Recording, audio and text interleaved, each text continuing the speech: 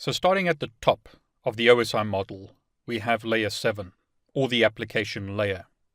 So we'll start at layer 7 and then work down through the various layers towards layer 1, the physical layer. Layer 7 is once again the application layer, and this layer provides network processes to applications. It provides access for users and application processes to utilize network services. This is a layer that a lot of people are familiar with. Applications such as FTP, Telnet, and HTTP are used at this layer. Please note that when we talk about the application layer, we are not talking about individual applications such as Firefox, Chrome, or Safari. We are discussing the application protocol, in other words HTTP, which those web browsers use. As another example, when discussing Telnet, we are not talking about Telnet applications such as PuTTY or Teraterm or other Telnet applications. We are talking about the protocol Telnet. The same applies to other applications. Applications such as Firefox, Chrome, or Safari can function correctly because the applications are written to work with the HTTP protocol. So we refer to the application being HTTP rather than being Firefox. This layer provides the network services to the application such as Firefox or Chrome or whichever web browser you're using. This layer can identify communication partners, determine resource availability, and provide user authentication. Another example would be Microsoft Outlook. Microsoft Outlook is an application that works with protocols such as IMAP, POP3, and SMTP. Don't worry about the details of the individual protocols such as SMTP or HTTP or FTP.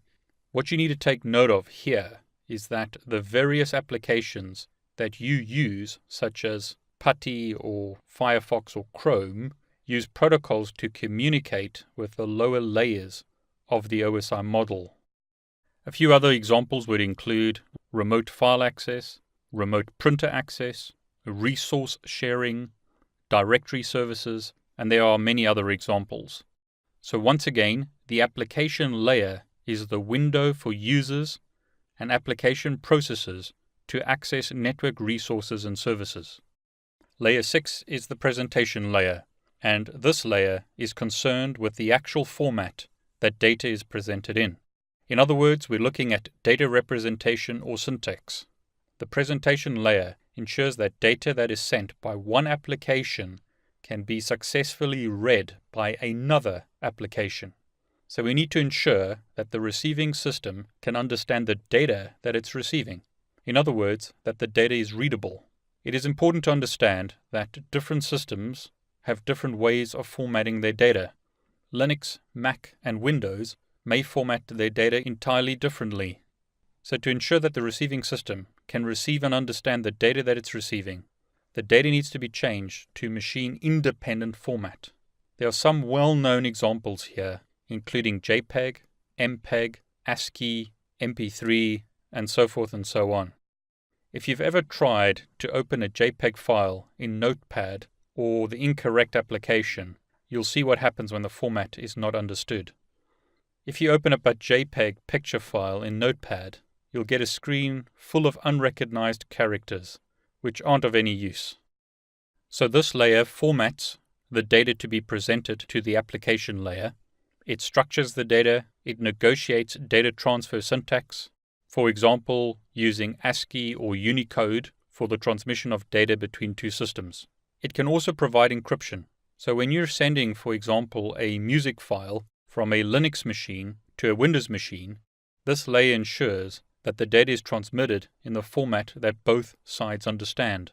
So as an example, when using an MP3, you could connect to a website running an Apache server on Linux from your Windows machine or from a mobile device such as an iPhone.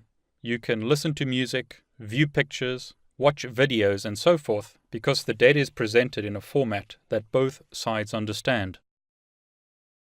The session layer is concerned with inter-host communication. So this layer is involved in the establishment, maintenance, and termination of sessions between applications. This allows two application processes on different machines to establish a session between them. This acts as a coordinator of communication between the systems. Examples of protocols that exist at this layer include Remote Procedure Calls, or RPCs, Network File System, or NFS, and Apple Zone Information Protocol, or ZIP. This allows two application processes on different machines to establish, use, and terminate a connection, and that is called a session. These perform functions that allow those processes to communicate to the network, performing actions, providing security, name recognition, logging, and so forth. A well-known example from the Microsoft world is NetBIOS, or Network Basic Input-Output System, and lastly Point-to-Point Tunneling Protocol, or PPTP. So various protocols at this layer ensure that requests and responses between applications can work properly over a session between those end-user application processes. So those were the top three layers of the OSI model.